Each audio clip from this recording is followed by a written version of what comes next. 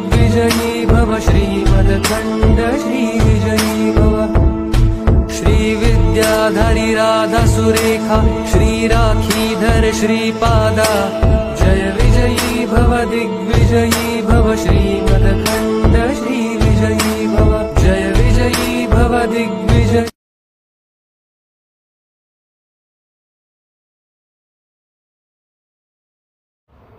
नमस्कार, आपण पाहत आहात जस्ट कॉल मी न्यूज 24 सोलापूर। देवाला प्रसन्न करण्यासाठी उपवास करावे का डॅश डॅश तर देवधर्म करू नका। आतापर्यंत बरेच वेगवेगळ्या विषयावर बोललो मी। दत्त महाराज स्थान आणि महात्मे ह्या विषयावर सुद्धा बोललेलं आहे, माझे व्हिडिओ आहेत।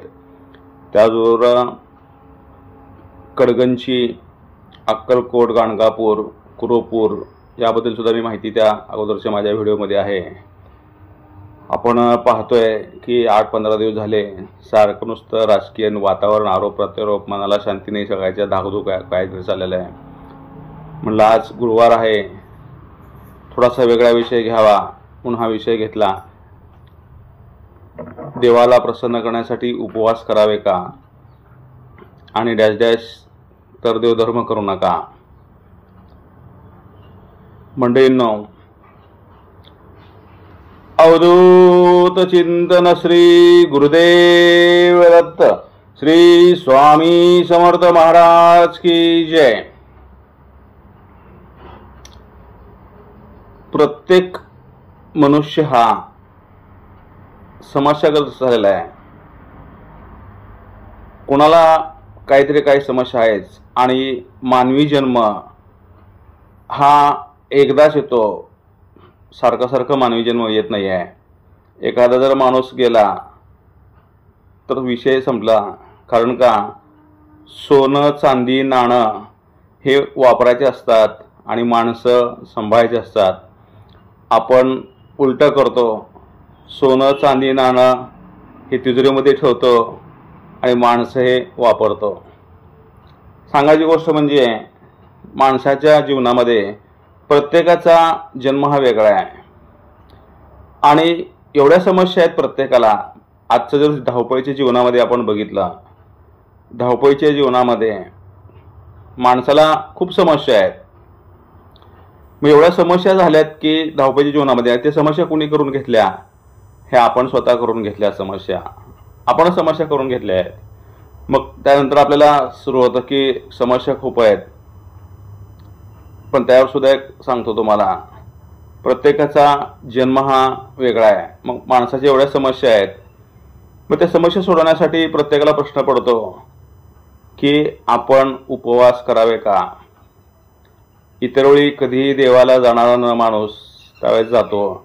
एखादा माणूस देवाला जर मानत नसेल तर आपण त्याला लगेच नास्तिक म्हणून लेबल लावतो, आणि जो देवाला जातो तर त्याला आपण काहीतरी म्हणतो। हा व्हिडिओ बनवण्यामागचा उद्देश असा आहे की सत्य समोर आलं पाहिजे, लोकांना पण कळालं पाहिजे। ह्यामध्ये कुणाच्या भावना दुखवण्याचा हेतू अजिबात नाही आहे। मग आता समस्या नाही, मग सगळ्याला असं वाटतं की मग उपवास करावा का आपण। विषय असा आहे की देवाला प्रसन्न करण्यासाठी उपवास करावे का। मग उपवास करायचा तर मग कुठल्या दिवशी उपवास करावे? सोमवारी करायचा का, मंगळवार करायचा का, बुधवार करायचा का, गुरुवार करायचा का, शुक्रवार का, शनिवार का, रविवार करायचा? कारण का, तर प्रत्येक वार हा प्रत्येकाच्या अनुसार, जाती धर्मानुसार प्रत्येकाने आपल्या ह्याच्यावर घेतलेला आहे।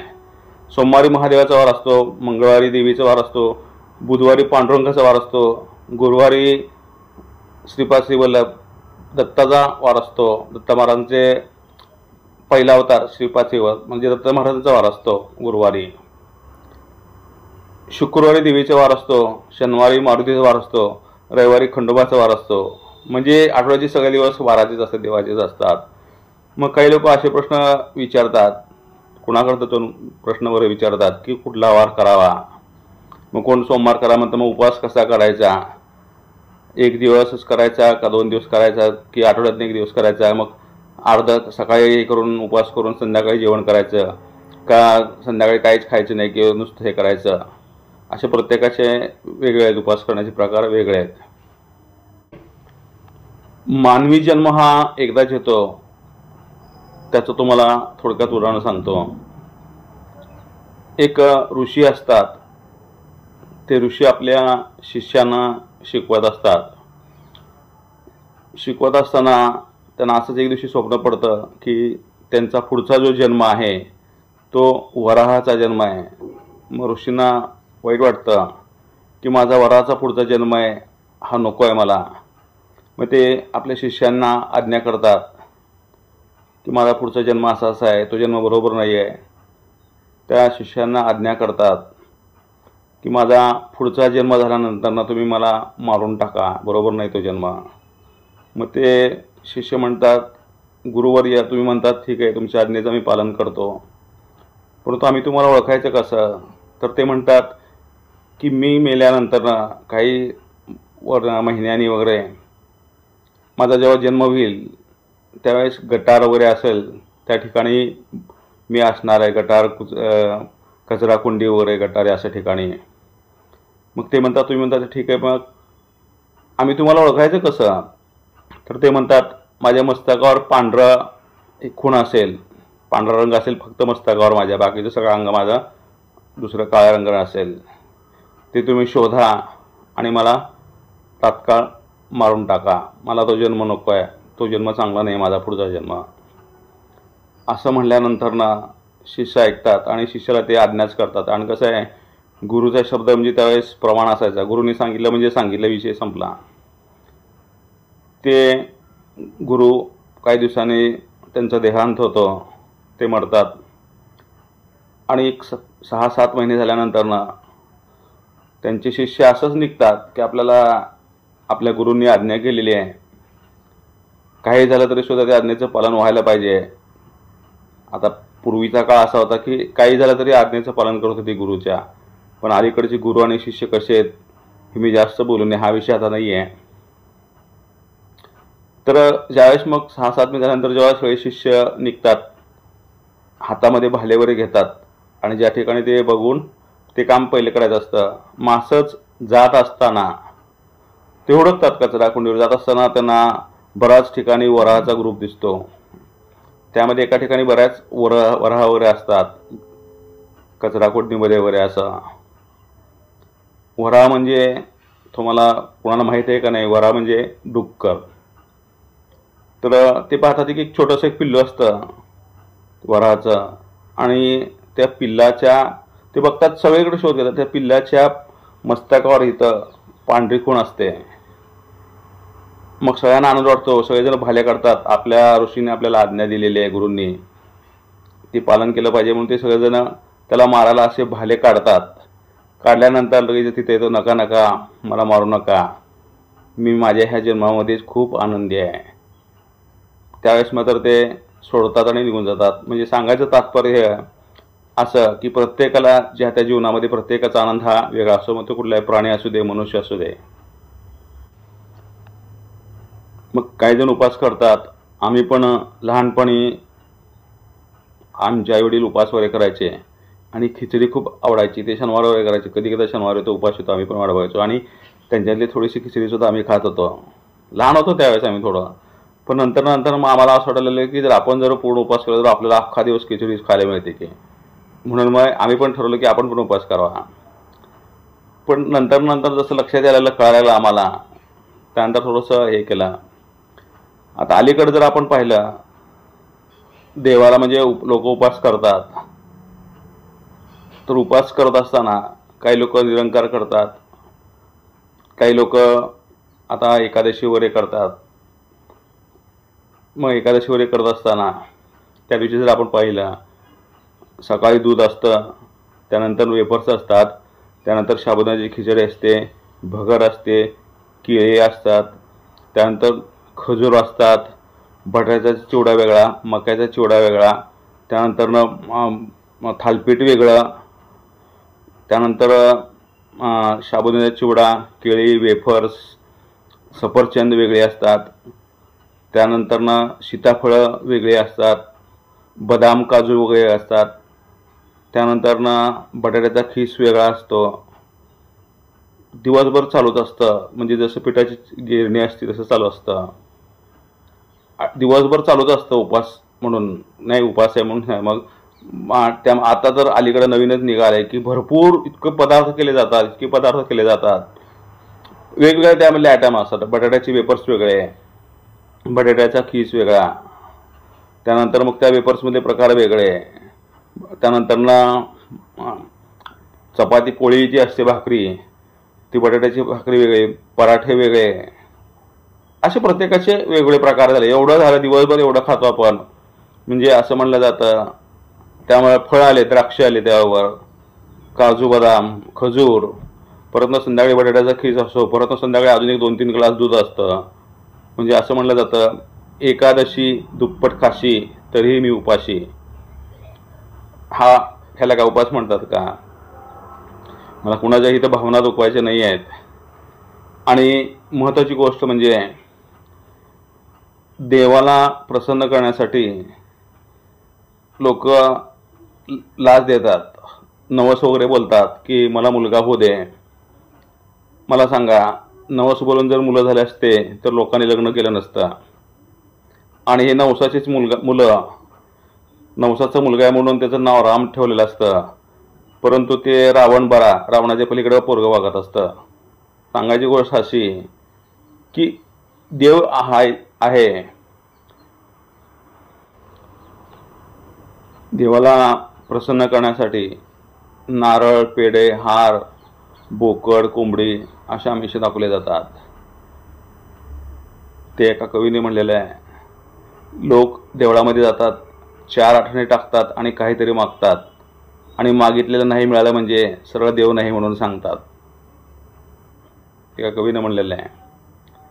म्हणजे सांगायची गोष्ट अशी की लोकांचं मात्र वागणंच फार विचित्र आहे. देवाला, ज्या देवानी कोंबडी बकरं हे निर्माण केले, तो त्याला मागलच कसा? हे आपल्या जिभेचे चोचले पुरवण्यासाठी आपण उगं नाव पुढं करतो. देवाला हे करायचं आहे, देवाला काहीही लागत नाही. देव हा फक्त भक्तीचा आणि नामस्मरणाचा भुकेला असतो. तो एक अभंग आहे बघा, देवा तुझे रूप मला डोळे भरून पाहू दे, जन्मोजन्मीचे दारिद्र्य त्वरित दूर होऊ दे, असं काहीतरी तो अभंग आहे. म्हणजे देव हा फक्त, देवाला कशाची गरज नाही आहे, देवाला फक्त नामस्मरणाची गरज आहे. आणि महत्त्वाची गोष्ट म्हणजे आपण प्रसन्न करण्यासाठी खूप उपाय करतो, असं काही नाही. आणि साधे एक जर उदाहरण बघायचं म्हणलं, आपल्या जर घरी एखाद्या माणूस आला, पहिल्या दिवशी आला, आपण त्याला चहा पोहे वगैरे देतो, त्याचा पाहुणाचार वगैरे करतो. दुसऱ्या दिवशी आला तर आपण पोहे कट करतो, चहा देतो. तिसऱ्या दिवशी आला तर त्याला आपण फक्त पाणी देतो. पहिल्या दिवशीला बघा, पाणी, चहा, पोहे त्याचा नाश्ता वगैरे देतो. दुसऱ्या दिवशीला बाकी सगळं कट करतो, फक्त चहा देतो. तिसऱ्या दिवशी फक्त पाणी देतो. चौथ्या दिवशी आला तर आपण त्याला काहीच देत नाही. म्हणजे तो काहीतरी काही सारखं मागत असतो, त्यामुळे आपण पण वैतागून जातो, सारखंच येत आहे.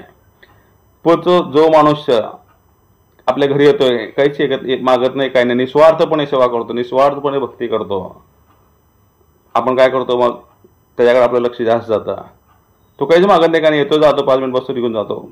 पण तो आला की आपण त्याला पहिले घरामध्ये ये म्हणतो, बस म्हणतो, तुला काय पाहिजे का विचारतो. का तर तो काय मागतच नाही. मग देव काय म्हणतो की हे सारखं काही ना काहीतरी ह्यांचं मागणं चालूच आहे. आणि सगळ्यात महत्त्वाची गोष्ट म्हणजे देवाला मागायचं नसतं, देवाला सांगायचं असतं. लोक देवाला नुसतं मागतच बसतात. आता त्यामध्ये बरेचसे प्रकार वेगळे आहेत.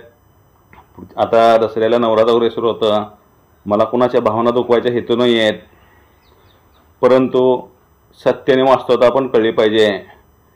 आणि महत्त्वाची गोष्ट म्हणजे समस्या नाही असा मनुष्य नाही, आणि उपाय नाही अशी समस्या नाही. आपण समस्या निर्माण करतो. उपवास वगैरे केले की मग दिवसभर जर जेवणच केलं नाही, 2-3 दिवस जर केलं, आपल्या अंगातली शक्ती कमी होते. मग डॉक्टर लोक म्हणतात अंगात शक्ती कमी आहे, रक्त लावा, चला लगेचच बिल करा. म्हणजे डॉक्टर लोक काय कापायला बसलेलेच असतात. खाटीक बरा पण डॉक्टर नको अशी अवस्था आहे. सगळ्या डॉक्टरबद्दल मी बोलत नाही बरं का. करोनाच्या काळामध्ये डॉक्टरांनी बरं खरं करोना हा नव्हताच. डॉक्टरांनी करोनाच्या नावाखाली बरीचशी लूट केलेली आहे. ते तोरला धार लावून बसल्यासारखं बसले होते कसाही. खूप लुटलं त्यांनी लोकांना. करोना हा नव्हताच. माणसाची श्रद्धा ही जरूर असावी पण अंधश्रद्धा नको. आता काही लोक म्हणतात देव आहे का नाही. मध्ये मी जेव्हा कॉलेजच्या काळामध्ये 92-93 साली डॉक्टर श्रीलम लागू यांनी असं विधान केलं होतं, देव नाही, देवाला रिटायर करा. मी कॉलेजमध्ये होतो, BSc सेकंड इयरला असताना लगेचच त्यांना प्रतिप्रश्न केला होता मी.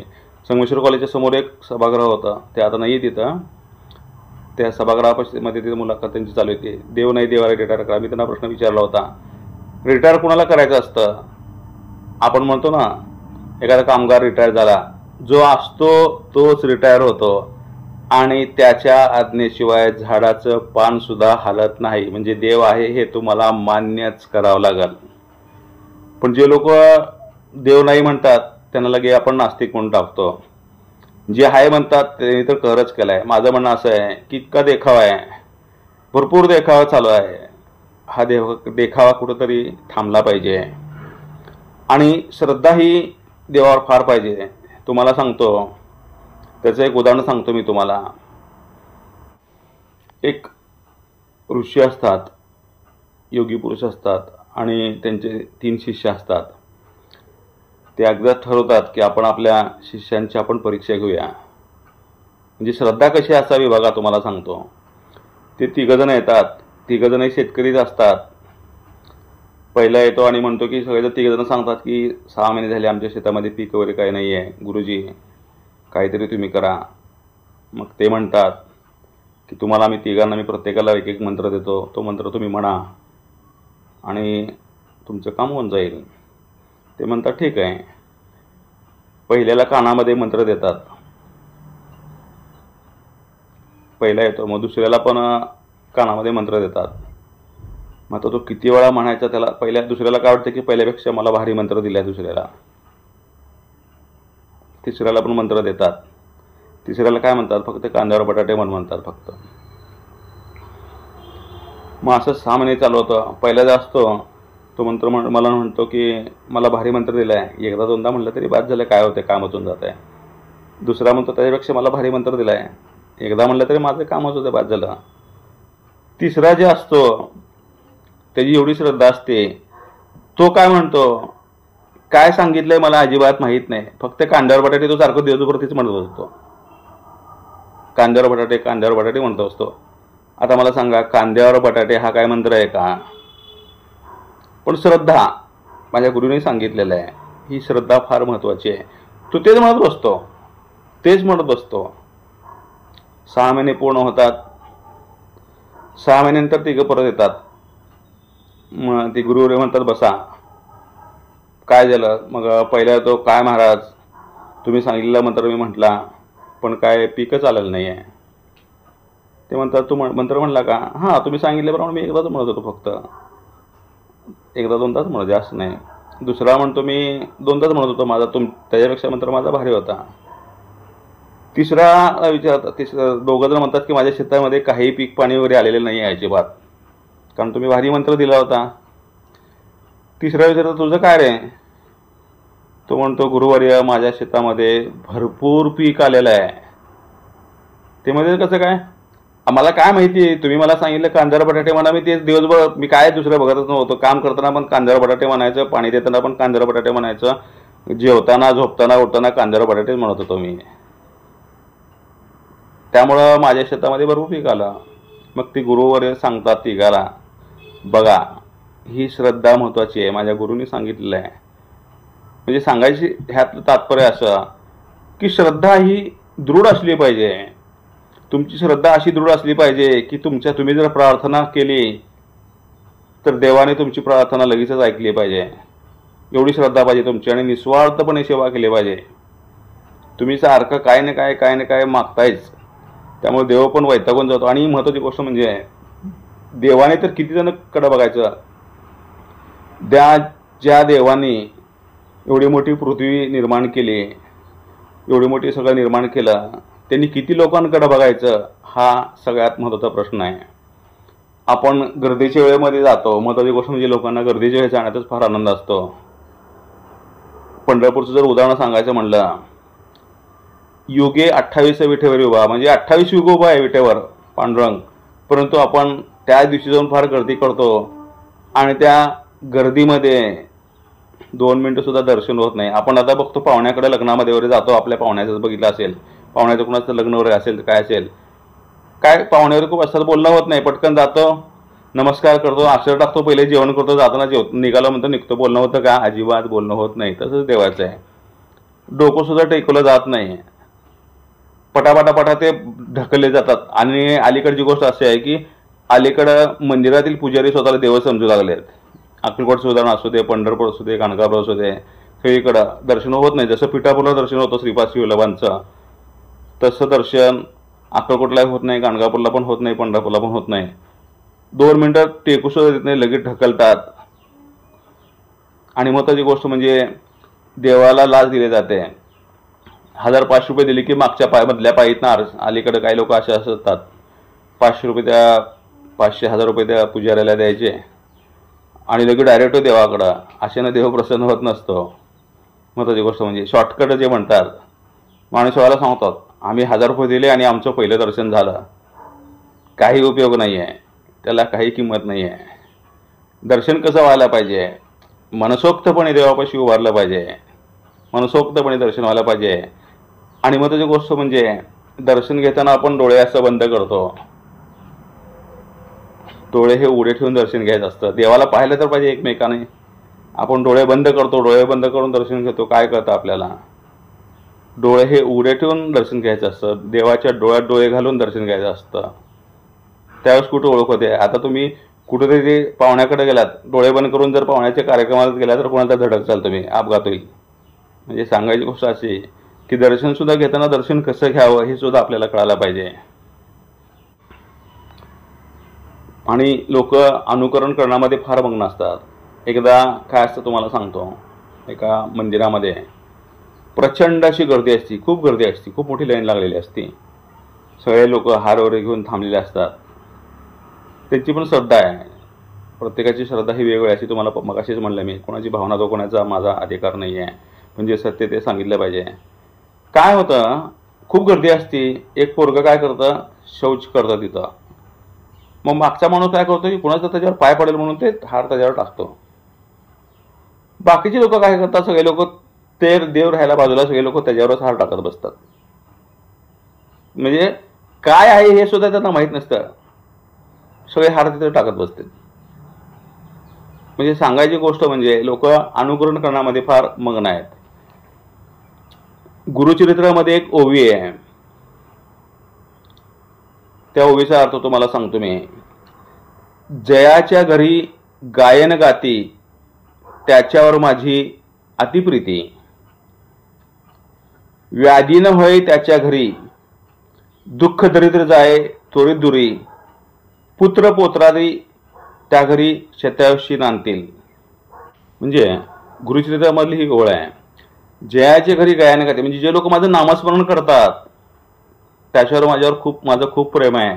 जयाच्या घरी गायन गाते, म्हणजे जे लोक माझं नामस्मरण करतात त्याच्यावर मी खूप प्रसन्न आहे.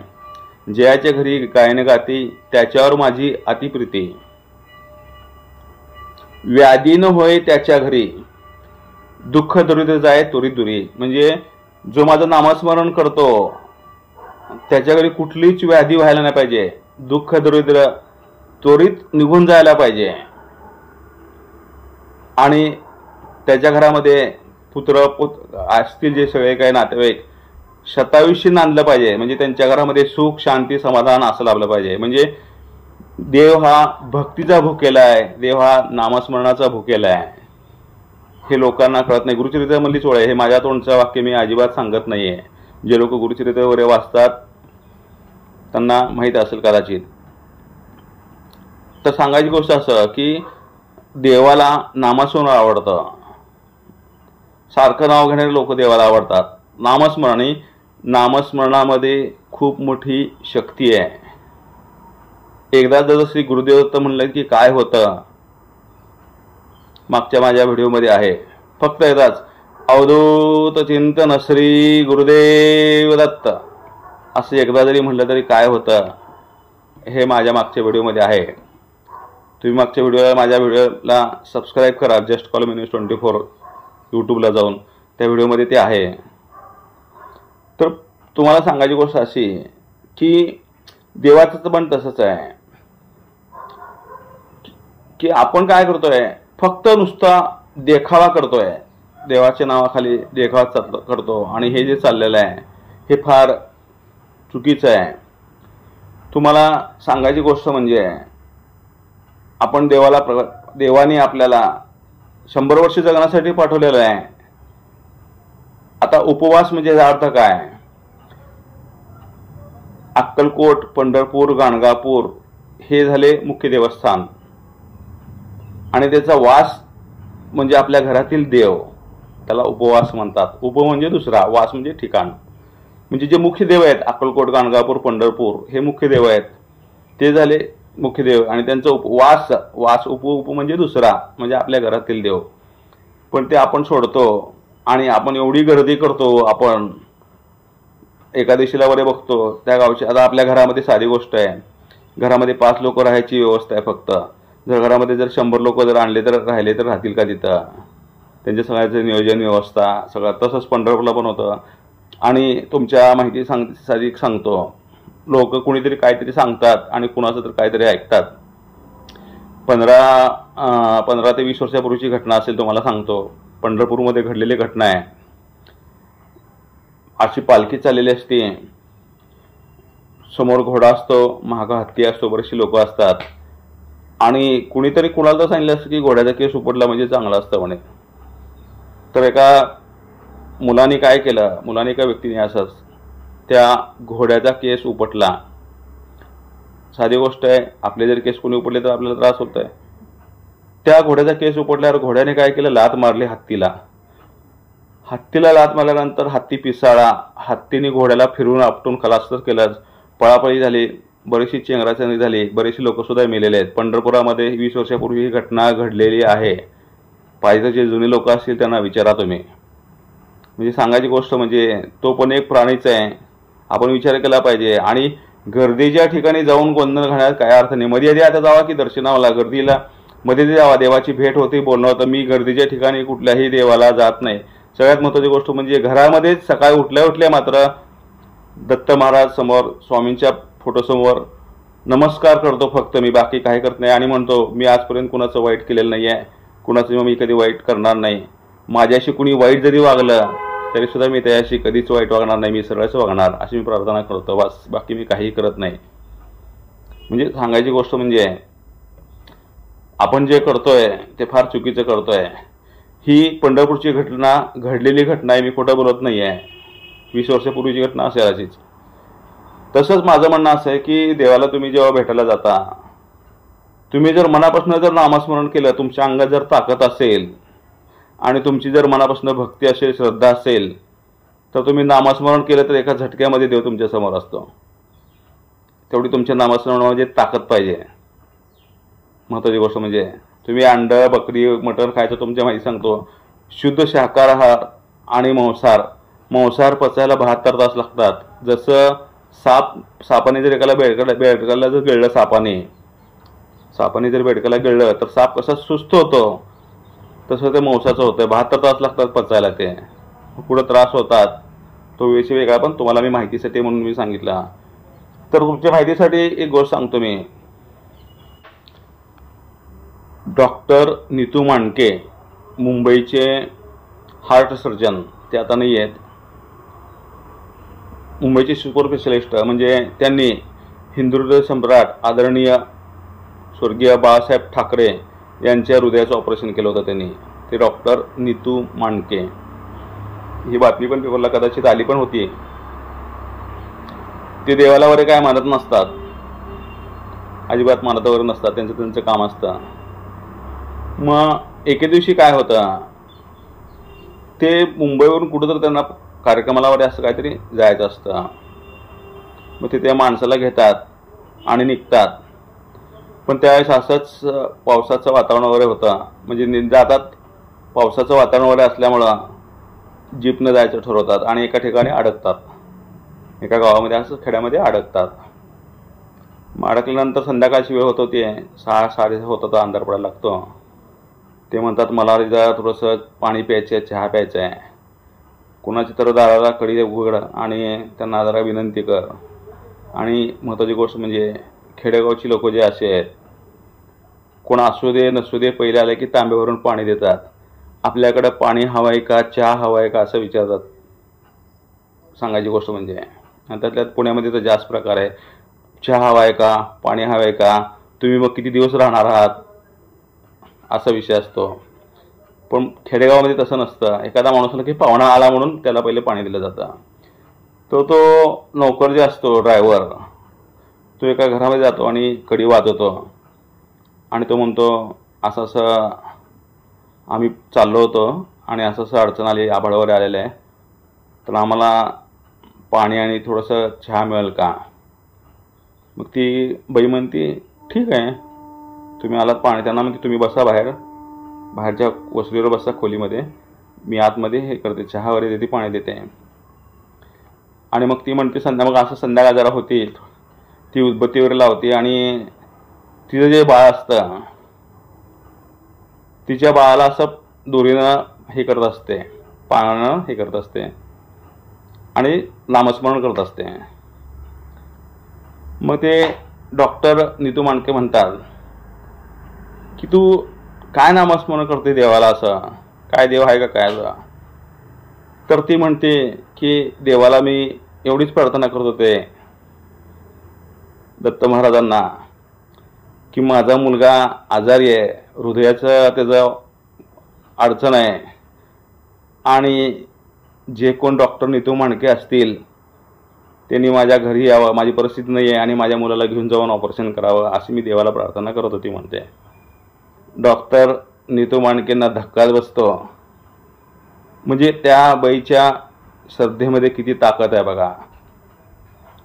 स्वतः एवढी श्रद्धा असते तिची की डॉक्टर नीतू मांडके स्वतः तिच्या घरी येतात. म्हणजे प्रत्यक्ष देव कुणाच्या तरी रूपामध्ये तिथं आलेला असतो. एवढी जबरदस्त श्रद्धा पाहिजे. मग ते डॉक्टर नीतू मांडके त्या मुलाला परत मुंबईला घेऊन जातात, त्याचं ऑपरेशन वगैरे करतात, मोफत करतात. पण अशी श्रद्धा असावी, दृढ श्रद्धा पाहिजे आणि ती मनापासून केली पाहिजे. महत्त्वाची गोष्ट म्हणजे उगा देखावा करायचा त्याला काहीही अर्थ नाही. श्रद्धा कशी असावी त्याचं अजून एक दुसरं उदाहरण तुम्हाला मी सांगतो. एक स्वामींचा खूप निस्सीम भक्त असतो, खूप म्हणजे खूप निस्सीम भक्त असतो. रोज स्वामींकडे जात असतो आणि तो म्हणतो स्वामीराया, मी रोज तुझ्याकडे येतोय, मला अडचण आल्यावर तू येशील ना, कारण तुझंच वाक्य आहे, भिऊ नकोस, मी तुझ्या पाठीशी आहे. महाराज म्हणतात हो, मी तुझ्या पाठीशी आहे, अडचणीला येतोच की. मग कसं काय कळणार मला. मग ते म्हणतो, स्वामी महाराज म्हणतात की ज्यावेळेस तुला जास्त अडचणीवर येतील त्यावेळेस आभाळ आले असेल, विजा चमकतील, चिखल होईल, आणि हे असे संकेत देतात. मग महाराज म्हणतात की हा म्हणतो की ठीक आहे देवा, तुमचं म्हणतो स्वामीराय बरोबर आहे, मग तुम्ही माझ्यासोबत आहे, कसं काय मी ओळखायचं. कसं काय ओळखायचं म्हणल्यानंतर, अरे तुझे 2 पाऊल, मी तुझ्यासोबत आहे म्हणतात, तुझे 2 पावलं आणि माझे 2 पावलं, असे 4 पावलं असतील, साधी गोष्ट आहे. बरं ठीक आहे म्हणतो. काही दिवस जातात, त्याला खूप अडचण येते, खूप म्हणजे खूप अडचण येते.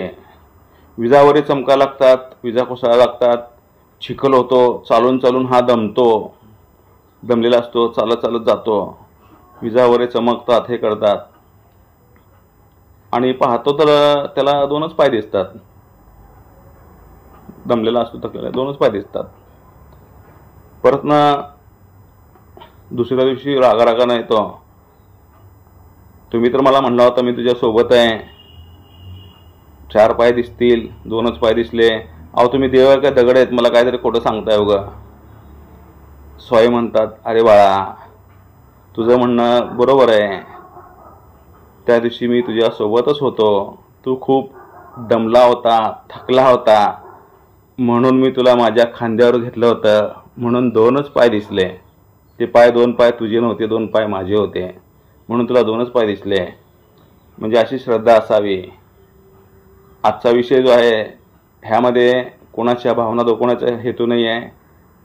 ज्यांनी कसं वागावं हा ज्याचा प्रश्न आहे. मी फक्त मला जे माहिती आहे तेवढी मी माहिती सांगितलेली आहे. जर काही चुकलं असेल तर क्षमस्व. अवधूत चिंतन श्री गुरुदेव दत्त.